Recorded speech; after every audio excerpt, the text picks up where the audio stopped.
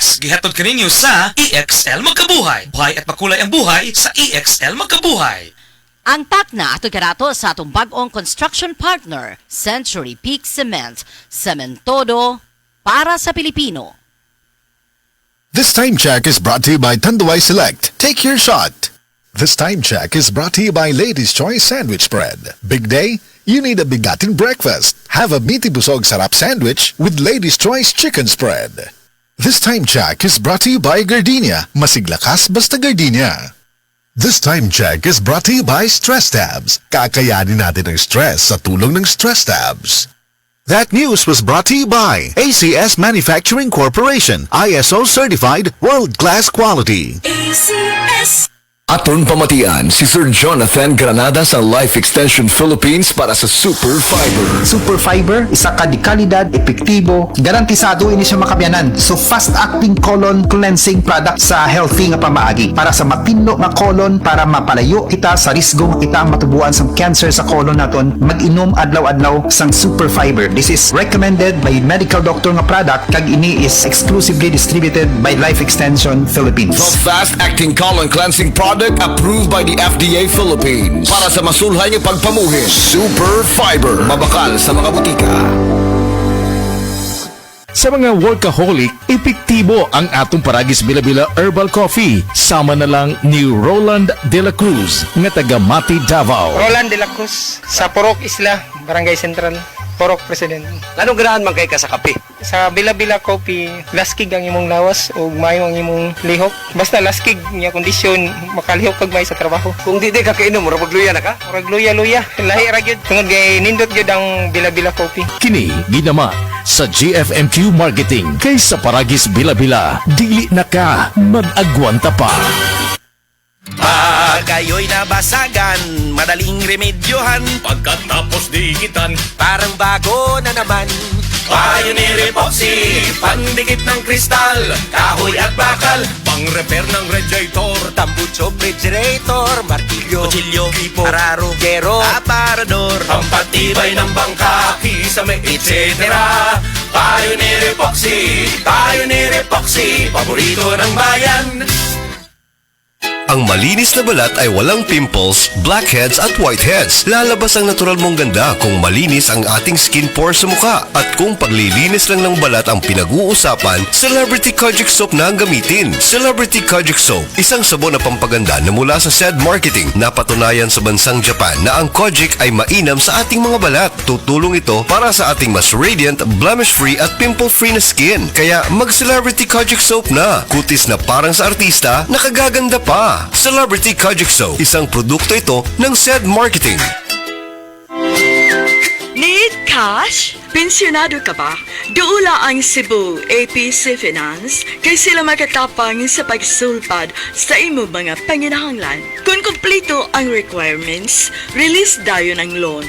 Pinakabarato na, no advance interest pa yun. So, unsabay mong gihiwat, tawagin na si Nada Uyang alang sa dugang kasayuran sa numero 0919-077-5938 or 0919-077-5900. Plus more, kung personal kang mabisita sa among opisina karon, ana kay madawat nga grocery gift pack.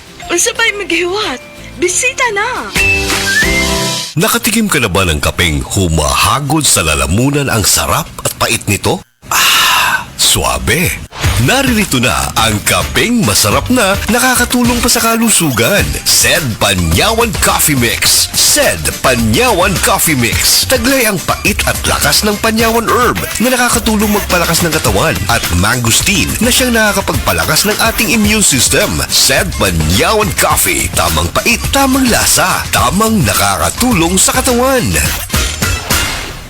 Mga higala, may adlaw ka natong tanan! Kini si Kuya Gulyat ninyong adunay na ilhan nga lamian kaayong tabliya, ang Don Pipi Tabliya. Sa kaubot og kalami, walay modili, sa Don Pipi nga tabliya, kini mao'y paborito. Mag Don Pepe. Don Pepe Tabliya, sarap ni bay! Kung makatilaw ka, Oras, hatad ka na to sa Camel Soy Sauce. That news was brought to you by ACS Manufacturing Corporation, ISO certified world-class quality. ACS. That news was brought to you by ACS Manufacturing Corporation, ISO certified world-class quality. ACS. That news was brought to you by Enervon C. Healthy energy na ba ang hanap mo? Mag-Enervon araw-araw. Gulyat, nag-sale na po sa Happy Mart Mandawi karong Hunyo 28 hangtod Hulyo 7, 2024. Going? Sulsa na po kaadlaw 30 nga to sa 50 ang diskwento sa piniling mga baligya sa Happy Mart Mandawi. Going? Adto na ta Gulyat. Gone! Going gun sale sa Happy Mart Mandawi karong Hulyo 28 hangtod Hulyo 7, 2024. DTI Fair Trade Permit number R7-Cebu 4580 2024. Camel, sukang puti, sasuan mo alam mo. Camel, sukang puti, maunag yun imong mapili. Camel, sukang puti, sasuan mo palami. Camel, sukang puti, anita na ang sekreto, salami. Nagkagubot nga traffic? Max, kasamax mo, fruity, lamig sarap no. Pilit-init na! Buot pa! Max, kasamax mo, mensol, lamig sarap no. Makabuang nga linya sa sakyanan? Max, kasamax mo, fruity, lamig sarap no. Basta mag-commute, ang menthol candy nga balon. Available in honey lemon, cherry, fresh, o kuman pa. Menthol lamig sarap na laging kasamaks mo. Hello, beautiful people! Ako po ang inyong tita Winnie Cordero. Matanong po ninyo, bakit panatag ang loob ko sa MX3? Dahil ito ay tested and proven na may alpha, beta at gamma mangosteen. Mga natural na nutrients mula sa mangosteen. Meron din itong Seal of Quality Excellence at manufactured sa GMP at ISO certified na planta. MX3 is my choice. Tunay, natural at original. Mahalagang paalala, ang MX3 capsule ay hindi gamot at hindi dapat gamiting panggamot sa anumang uri ng sakit. Mag-MX3 araw-araw para MX-Extraordinary. Diabetes, usa ka sakit nga lisod ug delikado sa atong mga lawas. Tungod aning pwede ka mamatay sa komplikasyon sa kasing-kasing, kidney, atay, ug uban pang mga vital organs sa atong lawas. Sukla nato ang diabetes. Mag-Life Extension Vitamin D3 na mo. Rekomendado sa mga medical doctors. Mapalit sa mga butika. Pagbasa sa 10 kabanata ng Aklat ni Juan, ang talinhaga tungkol sa pastol, talata 1 hanggang 42. Pakatandaan ninyo, ang pumapasok sa kulungan ng mga tupa nang hindi sa pinto nagdaraan kundi umaakyat sa di dapat pagdaanan ay magnanakaw at tulisan. Ang tunay na pastol ay sa pintuan nagdaraan. Pinapapasok siya ng gwardya at pinapakinggan ng mga tupa ang kanyang tinig. Tinatawag niya ang kanyang mga tupa sa kanilang pangalan at inilalabas sa kulungan. Kapag nailabas na, siya'y nangunguna sa kanila at sumusunod naman ang mga ito sapagkat kilala nila ang kanyang tinig. Hindi siya sumusunod sa iba kundi patakbong lumalayo sapagkat hindi nila kilala ang tinig ng iba. Sinabi ni Jesus, ang talinhagang ito, ngunit hindi nila nauunawaan ang ibig niyang sabihin. Kaya't muling sinabi ni Jesus, pakatandaan nyo, ako nga ang pintuang dinaraanan ng mga tupa. Ang mga nauna sa akin ay mga magnanakaw at mga tulisan, ngunit hindi sila pinapakinggan ng mga tupa. Ako ang pintuan. Ang sinumang pumapasok sa pamamagitan ko ay maliligtas. Papasok siya't lalabas at makakatagpo ng pastulan. Dumarating ang magnanakaw para lamang magnakaw, pumatay at manira. Naparito ako upang ang mga tupa ay magkaroon ng buhay, ng isang buhay na masagana at ganap. Ako ang mabuting pastol.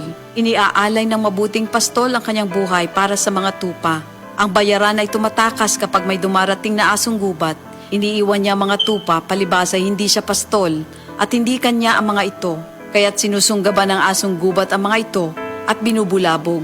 Tumatakas siya, palibasa'y bayaran lamang at walang malasakit sa mga tupa. Ako nga ang mabuting pastol, kung paanong kilala ko ng Ama at siya kilala ko, gayon din naman, kilala ko ang aking mga tupa at ako'y kilala nila. At iniaalay ko ang aking buhay para sa aking mga tupa. Mayroon akong iba pang mga tupa na wala pa sa kulungang ito.